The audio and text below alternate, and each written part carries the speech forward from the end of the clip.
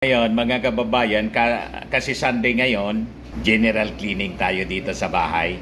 Actually, everyday, palagi naman kaming naglilinis ng bahay. Marami kaming tagalinis. Kaya lang, siyempre, may special po. Madumi na kasi yung aircon namin dito. Pag madumi na po, hindi na malamig, nakakainit ng ulo. And normal po yon, maintenance talaga, kailangan naglilinis ng aircon po. Pa-service kami ngayon. Ito. Yan. Mabilis lang po. Kaya lang marami itong ililinis. Ilan ba engineer yung lilinisin mo ngayon na aircon dito? 5 aircon po. 5? Aircon or 6. 6 ba? Marami palang aircon dito. Isang malaking aircon. Ayan. Ipakuha na po namin, ipalinis na namin yung lahat ng aircon namin ditong sabay-sabay kasi medyo matagal na. Usually engineer, yung usual na yung duration ng para hindi masira yung aircon, mga ilang buwan? So usually po, ang paglinis ng aircon, kung everyday use, dapat ang maintenance is 3 to 4 months. 3 to 4 months? Parang sumobra na to. Nasa 1 year na ata. Pero kung hindi naman, ito kasi hindi naman masyado ginagamit namin sa sala kasi yung sa sala, So kung hindi namin may dalawa yung nandito. basta, Kung hindi, basta for everyday use kasi, basta 3 to 4 months ang 3 to 4 months. Pag hindi na malamig, hindi na nasisira din. Masisira. Masisira. Tapos tataas ang bill sa kuryente. ganun pala. So, importante talaga na may maintenance sa paglilinis ng aircon. Ayun. So, actually ilan ito? Isa, yung sa sala ito mga kababayan. Dalawa sa kwarto. Dalawa sa kwarto. 3, 4, 6 nga. Sumobra na. Nagtitipid kasi. Sumobra na pala sa magwa 1 year na yung isa. Pero hindi naman masyado namin ginagamit. Yung dito sa sala, paminsan lang naman namin ito pinapaandar. Kasi po pag hindi, mainit talaga. Hindi kaya na ng electric fan dahil sa climate change. So importante yung maintenance. So ito yung kakabit na po nila. Diyan siya. Kasi mas mas problema pag masira, walang maintenance po, masira, mahal yung aircon ngayon eh. At mahirap walang aircon, hindi ka makatulog mga kababayan dahil sa masyado nang mainit yung ating panahon. Talagang isa na pong need, pag hindi baka magkasakit po tayo sa sobrang init.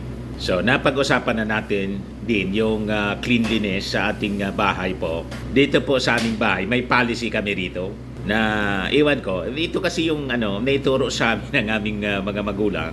May protocol kami rito na siguro magandang ituro din ninyo ito sa inyong mga anak. Pag pumapasok sa bahay, kailangan mag-alis po ng sapatos at tsinelas. Kami rito para sigurado may naka-assign kaming sleepers para sa mga guest. May pupuntang bisita, automatic, may ibibigay na kami chinilas.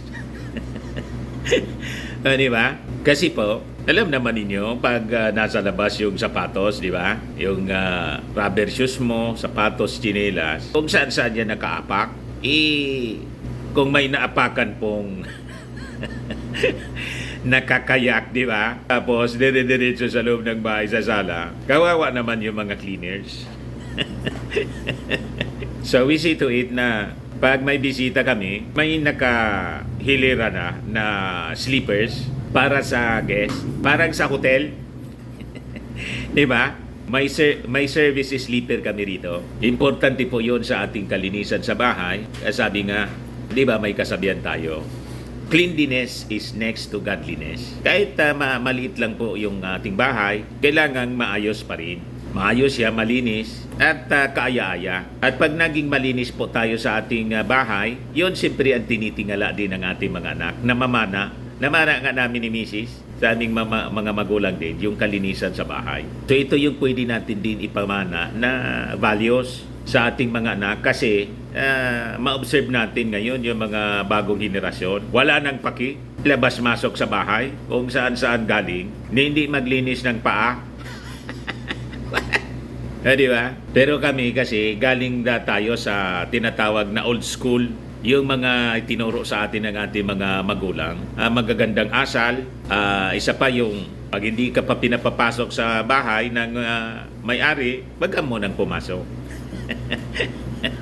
Di ba? Pag sinabing tuloy na po kayo, doon kayo tumuloy. May isa ngang classmate noon, si Kuya, babae, pagkapasok sa bahay, diretso sa kwarto. Nagtingin na lang kami ni Mrs. Siguro po hindi yun naturuan ng kanyang magulang. Sabi namin kay Kuya noon, wag mo na yun i-invite dito sa bahay kasi diretso sa kwarto. So importante po mga magulang, turuan ninyo ng tamang pag-uugali, protocol yung ating mga anak.